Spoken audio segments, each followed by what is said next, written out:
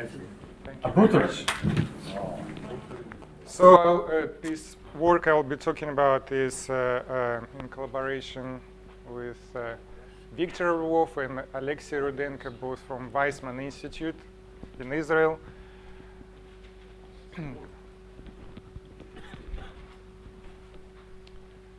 So just a brief outline. I will be talking about some model of superfluid turbulence, turbulence in liquid helium at temperatures close to absolute zero, where the system can be described as only superfluid component and no normal component present. So I will be talking about the large scales that are thought to be described by hydrodynamic type of theories, and small scales below quantum scale that are described by Kelvin wave turbulence. So also some picture that existed before the bottleneck scenario was introduced, and I will describe what's bottleneck theory is about. So with some original ideas about sharp crossover and recent about the more sophisticated theory about smooth crossover. And I'll discuss also the role of reconnections and conclusions in future work.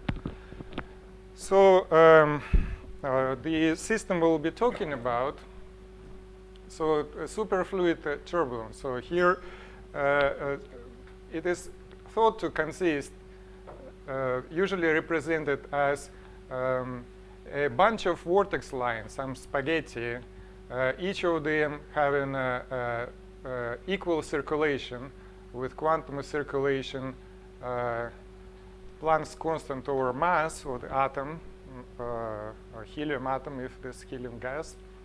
So, and the cores of the atomic sizes, very, very small. Now the model that is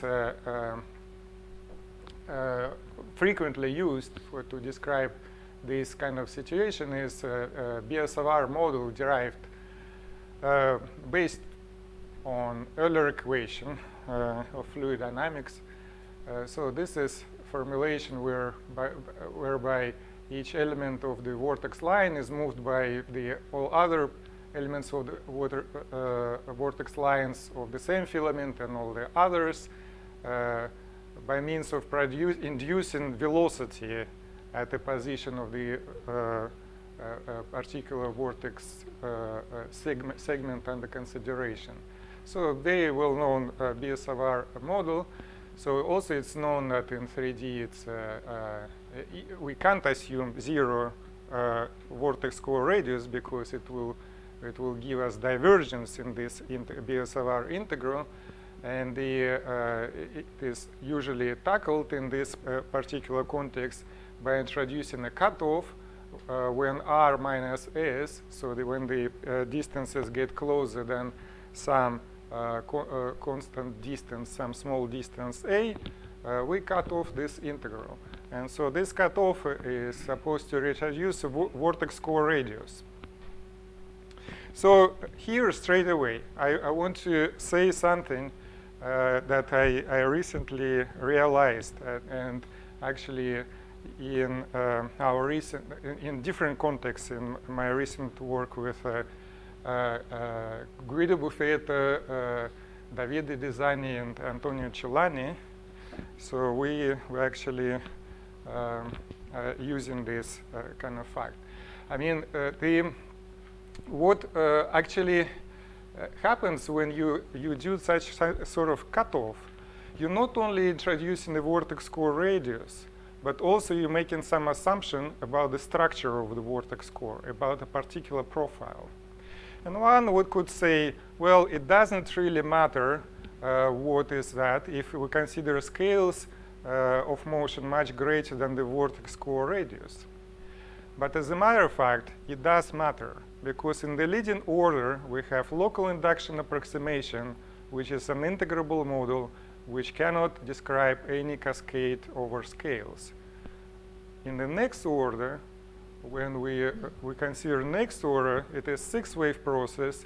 The vortex core structure, enters as in the leading order. Okay, and the way you could understand how this what happens here, you can even on the level of linear theory, you can consider two exercises. Consider vortex tube, round cylinder filled uniformly with vorticity, one situation, and another situation, vortex tube which is hollow and all vorticity is concentrated on the surface, and derive the linear dispersion relation for Kelvin waves for both situations. And you will see the leading order that corresponds to local induction approximation will be the same, but the next order constant will be different. And this constant actually enters into the wave-wave interaction. It's a long wave limit. Hmm? I mean, you mean In the long wave, even in the long wave limit, yes. And so therefore, therefore it actually appears that this model might not be the best for modeling the superfluid turbulence. There may be simpler models. We don't know anything about vortex core structure anyway. We don't even know whether we can use fluid description when we're at atomic, coming close to vortex core size. So why are we using such a complicated model where we can use some simpler ones? But this is on the side, this is slightly from a different work. All I wanted to say, this is not to be taken for granted that this is the only way this sort of systems can be described. Now, let's see what kind of processes happen at different length scales. Okay, and by the way, this picture is an example of numerical simulation by Rob de Graaf and Helsinki and collaborators. Okay, so turbulence in rotating systems are supposed to model the rotating experiments and similar experiments in Manchester.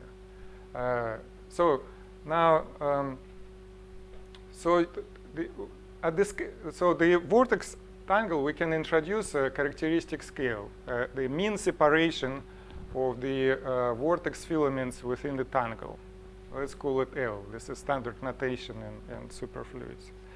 So if we consider scales which are much greater than L, then one could think of kind of average behavior of the system where vorticity, the individual discrete vorticity is not important, and they all contribute into some sort of large scale, organize themselves into large scale eddies. And therefore, it was suggested that at this scales, actually, the fluid should behave, superfluid should behave like classical Kolmogorov type turbulence. Whereas, when you come to scales closer to L or smaller than vortex scale separation, then of course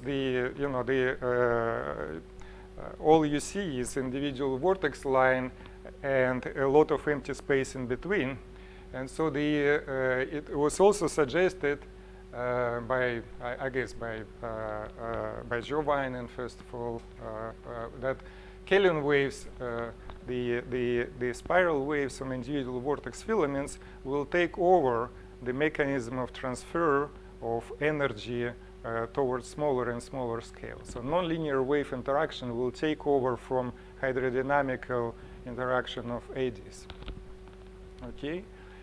Now, when such process reaches very small scales, then the energy will be radiated and dissipated via generation of phonons, sound radiation. Okay, so this is the energy dissipation mechanism here, which makes it so different from classical Navier-Stokes turbulence, where the Kolmogorov cascade would be quenched by viscous dissipation. There is no viscosity here.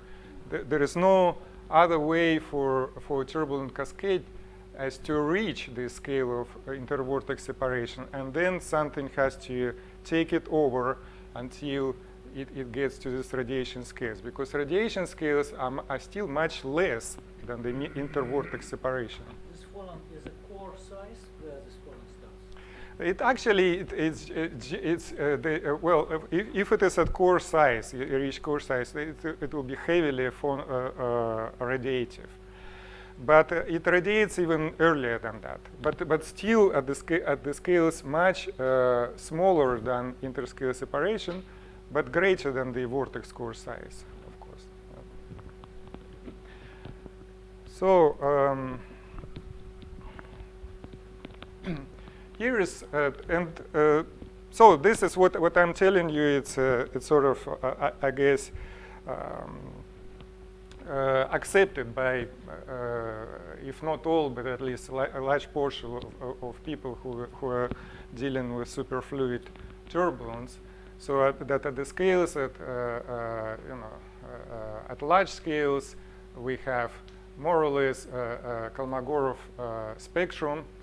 So then, we have at small scales, we have Kelvin waves interacting. And there were different suggestions initially, how to describe this spectrum. For example, Joe Winan suggested a different spectrum. But the spectrum I'm referring to, this is spectrum based on the weak interaction of waves. So the kinetic equation, which was built, theory built by Kozik and Svistanov, and so this is has this kind of spectrum. This is a 6-wave process. You can see energy dissipation rate to the power 1/5, and so now to carry across from these eddy motions to wave motions, you need to some transfer mechanism.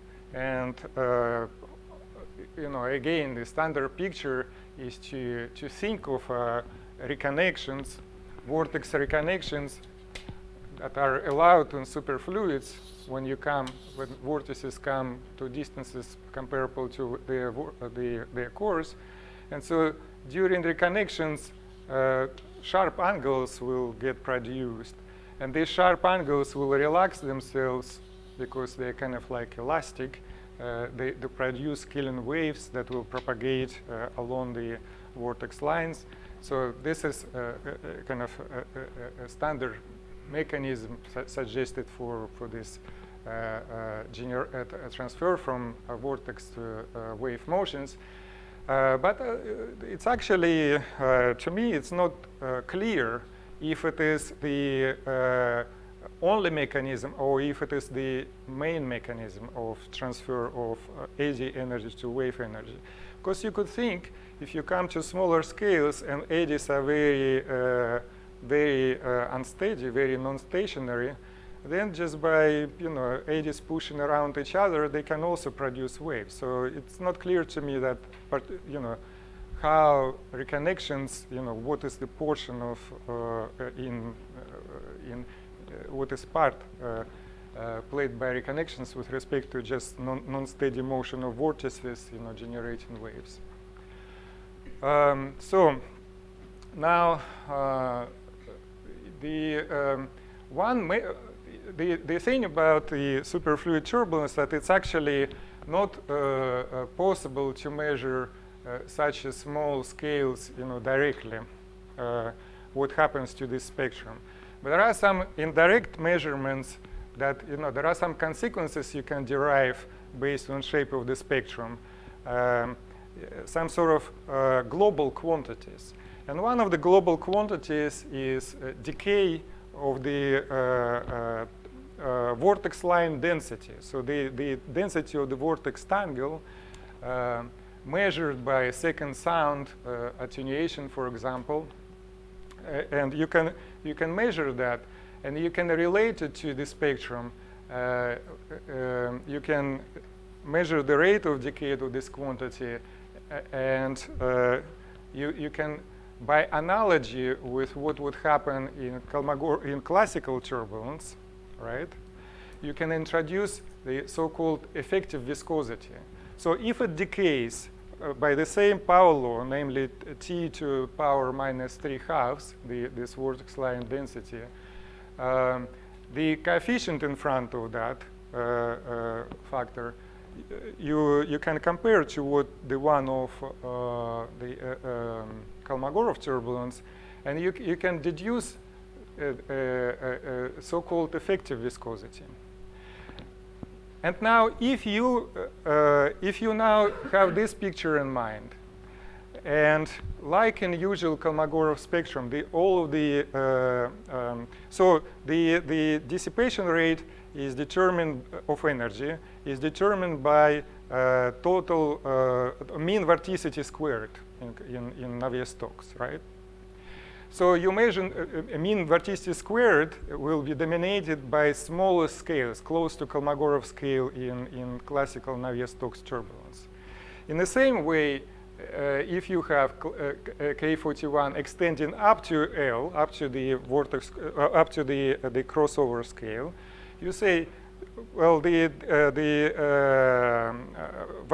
total entropy, vorticity squared, is also dominated by these scales, by the part of this hydrodynamic spectrum close to the crossover. So you then can use that to calculate the relation between, for the vortex decay, as was done in this paper, to calculate the value of nu prime, the effective viscosity. And it turns out to be of order of the quantum of circulation. There are some coefficients discussed here, so like of order 1, slightly less than 1 coefficients. But the message is that if we had Kolmogorov spectrum extending all the way to L, then this would be the prediction, and this is an observable. This is what experimentally one can observe. One can check. Now, on the other hand, there's a simple observation here that it's actually impossible to match K41 spectrum and Kozik-Svistunov spectrum at the crossover scale. If they have to, each of them has very definite expression given the energy dissipation rate epsilon. So if epsilon is the same for both of them, there will be jump in magnitude, right? So the physical way picture, how you can understand that, is that wave interaction process is way too slow, way too inefficient to take over the Kolmogorov cascade produced by strong turbulence of eddy and eddy-eddy interaction. In the weak turbulence approximation. In the weak turbulence approximation, yes. So and weak turbulence approximation is actually aided here, facilitated by high rigidity of the vortex lines. They're very thin, and their frequency is very high, with respect to the vortex turnover at the same scale, at scale L. So this actually something that helps, this description. Now, so if you have this, it's basically literally a bottleneck, right? When you are trying to put the same flux of liquid, from higher, diameter pipe down to small neck, you have stagnation and accumulation of the spectrum. So the way you can describe that, you can particularly take the simplest possible model of turbulence, so-called Leith model. It's in which the energy flux is modeled just based on some dimensional grounds, scaling grounds in terms of energy spectrum like this. So this Leith model, I can remind you that it has all good scaling properties, in particular Kolmogorov cascade solution and thermodynamic distribution solution. But also, in addition to these two, it has a mixed solution, which we called at some point Warm cascade solution. So it's the exact nonlinear solution when you say epsilon is equal to constant. So a solution which is a mixture of flux and thermodynamic, and it's shown here in this part. So it's at large scales, its asymptotics is given by Kolmogorov cascade, but then you go to smaller scales, it stagnates, accumulates, it's a thermalized region of scales. So having that, then you can match smoothly with the Kozlik-Svistanov spectrum. And by the way, here I also showed Kozlik-Svistanov is red, but I also showed this k minus 1, and I want to kind of refer to your talk before. So as a matter of fact, if these thin filaments, if you directly measure the spectrum in this kind of system, in numerics, all you're going to see is k minus 1 because it's going to dominate. But it's not cascading part. It's basically a filament. It's just because of the structure of the vortex field, 1 over r kind of thing that gives this thing. And so the cascading part is this. Okay, but they are of the same order of magnitude at the crossover. So now, because we have accumulation of the energy near crossover, actually we have more vorticity and the dissipation rate changes. Remember, dissipation rate for energy is proportional to mean vorticity squared, right? And so if you now work out how much will it affect, it will affect by large factor lambda to minus 5. Lambda being actually, sorry if I forgot to write down. So lambda is log of the say mean curvature of the lines divided by radius of the vortex lines. Or you can say for simplicity like that. So it's logarithmic factor. But in typical experiments, it can be of order 10. So this is a big factor, was predicted. And also what's important here that it was assumed that crossover from hydrodynamic solution, this warm cascade solution, to wave turbulence solution happens sharply at L, at the scale L. So which is, of course, a simplification.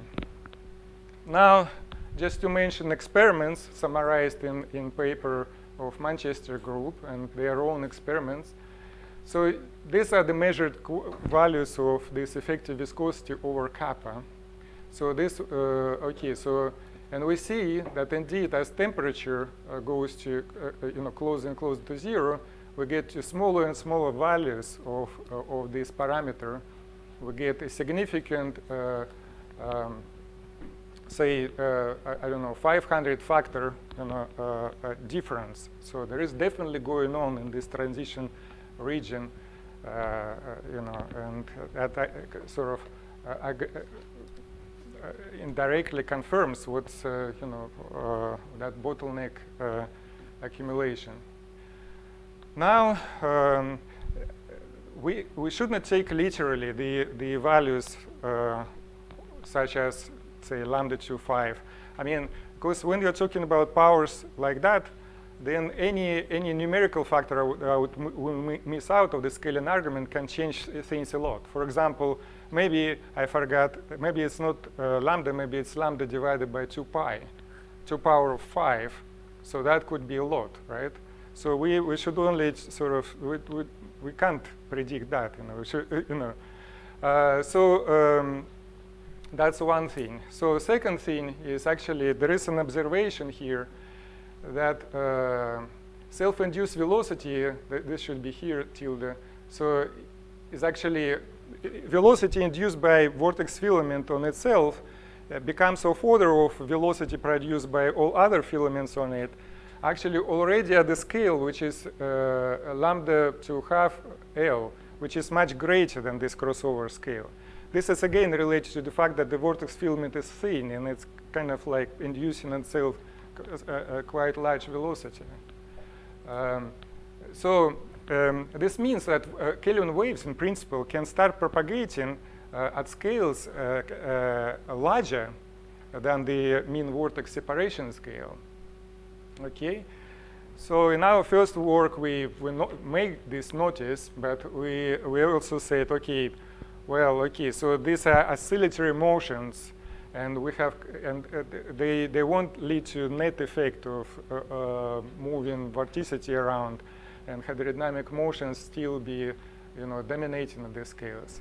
But one can actually, study this question a little bit deeper and introduce some model what can happen for transition. So now, if I naively assume the crossover not at the scale L, but sharp crossover at this scale, that waves, as soon as we allow to propagate them, they will take all the energy from the eddies. Okay, I will get also prediction for bottleneck, but it is weaker. It's going to be lambda rather than lambda to power of 5. Okay, so then you could say, okay, well, this is the lowest boundary, and lambda to 5 is highest boundary. So we should expect the true value to lie somewhere in between of these two. Now, on the other hand, I can, try to establish which, value by introducing differential approximation model similar to leaf model that I introduced before, just based on scaling. There's actually similar models were introduced by Hasselmann to model wave-wave interaction for surface waves before, and they can be introduced for Kelvin waves as well. So similar to leaf model, but for wave systems. And you can couple them together, okay, based on some reasonable physical arguments. So that we've done here. I won't go in detail. But the predictions are actually that this is the result of this kind of model. So we see a weaker bottleneck, okay, so it doesn't go all the way here. But what most importantly, that it predicts that there exists some range in which most of here's this graph, this ratio of the hydrodynamic energy to Kelvin wave energy as function of wave number. And this is the flux, hydrodynamic over total and Kelvin wave over total. And we see there exists a range where most of the energy in Kelvin waves rather than eddies, but most of the flux are still determined by hydrodynamic eddies. So in other words, this model, it's not just adding a little bit more engineering and more sort of empirical description, making things a little bit more precise for gradual crossover with differential approximation. But it's also predicting some new phenomenon. It's actually that we could possibly see something like that, so that flux, eddies, although they are few, they actually organize each other better, and they actually can contribute into the flux more. So maybe I'll skip that. There is also discussion about what is the role of a reconnection here. Maybe if you have questions, I will discuss that. I would like to then, since my time is coming, just to last minute, I'll jump to conclusions.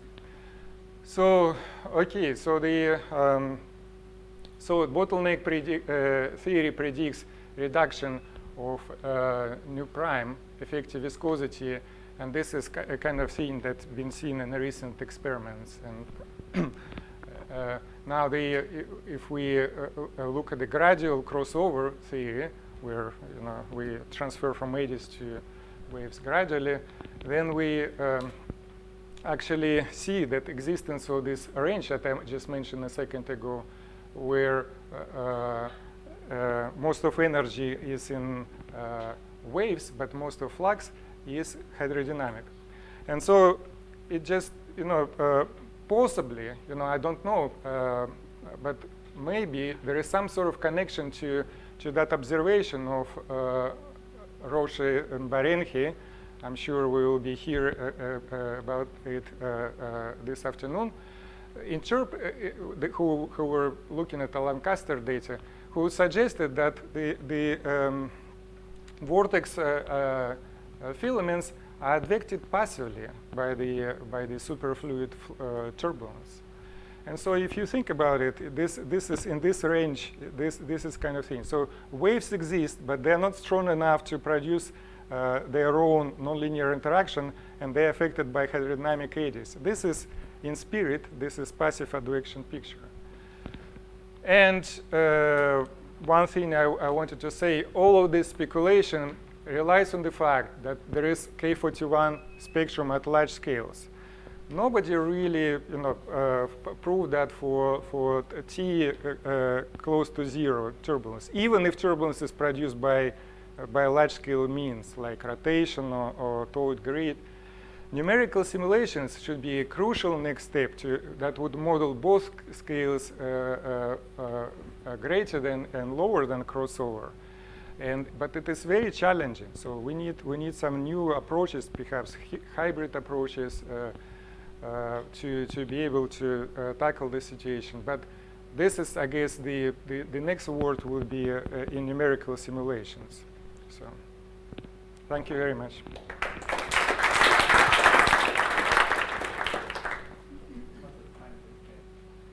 Two questions. Sergey, as you know, the physics Svisnov proposed the transition region depending strongly on the vortex bundle structures. Could you make any comments? Yeah, okay. The relation between yes. your works and the physics. So that's why I skip this way. Okay, so Kozikas-Svisnov proposed some transient region where they actually they actually have three types of reconnection processes. I know that it's not gradual transition. For each of these type of processes, they have sharp transition. Okay, so so leaving aside the question that they are fitting these three asymptotic ranges in very short range of scale. Okay, maybe in some ideal superfluid somewhere, neutron star or whatever, maybe you can find this agent. But leaving even this aside, what our main argument why there is not a range where reconnections can play a role in cascade, in determining cascade, is polarization of the vortex bundles. So in order to have to compose eddy that constitutes K41 eddy, Kolmogorov eddy, vortex lines have to be strongly polarized. They have to be directed in the same direction. And vortices, lines are directed in the same directions, they don't reconnect. So the reconnections are suppressed, and they only happen in between of these vortex bundles. So that in short. Over the past 2 months, I've been to a low temperature meeting at Royal Holloway College in west of London. I was at the superfluid and classical range meeting in Adelaide.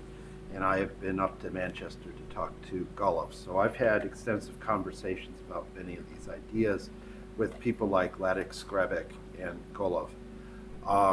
And I want to thank you because your talk has really clarified in my mind what your proposals are. However, some point that Ladek made, which I agree with, is that the vortex length scale that you are referring to has the same scaling in classical turbulence as the Taylor microscale. And to our knowledge, in classical turbulence, there is no evidence for an alternative cascade mechanism for scales between the Taylor microscale and the Kolmogorov scale. Okay? Well, I think it's a little bit fast-stretching analogy. I mean, Taylor. Well, that was our discussion. We can talk about this more.